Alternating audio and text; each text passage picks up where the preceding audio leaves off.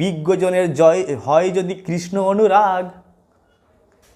বিজ্ঞজন পণ্ডিত, তার প্রমাণ হচ্ছে উদ্ধব। এই জগতে মানুষ বলতে পারে আরে মূর্খ ব্যক্তিরা হরিনাম করে, এদের খাওয়া দাওয়া হয় না, মূর্খ, পড়াশোনা জানে না, চাকরি বাকরি পায়নি, তাই এরা হরিনাম করে না।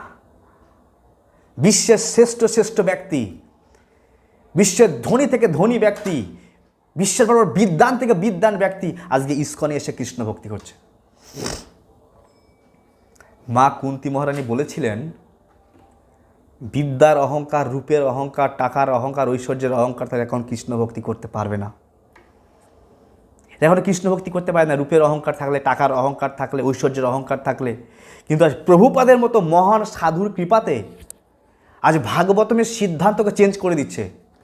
মহান মহান সাধু, আজকে বড় বড় পণ্ডিত, বড় বড় শিক্ষিত শিক্ষিত ব্যক্তি আজকে কৃষ্ণ ভক্তি করছে ইস্কনের সঙ্গে যুক্ত হয়ে, প্রভুপাদের অসীম অনুকম্পার কারণে।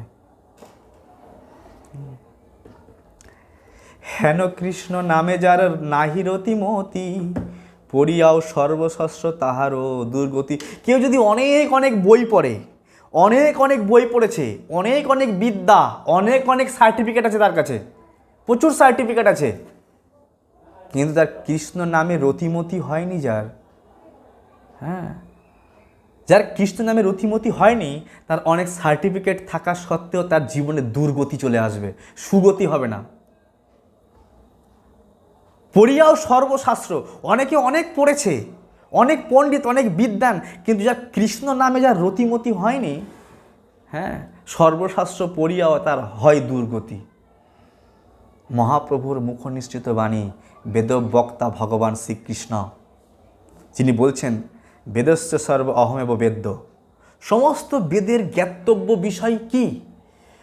সমস্ত বেদের উদ্দেশ্য কি? বেদের উদ্দেশ্য হচ্ছে আমাকে জানা। বেদ কেন পড়বো, শাস্ত্র কেন পড়বো? কৃষ্ণকে জানার জন্য।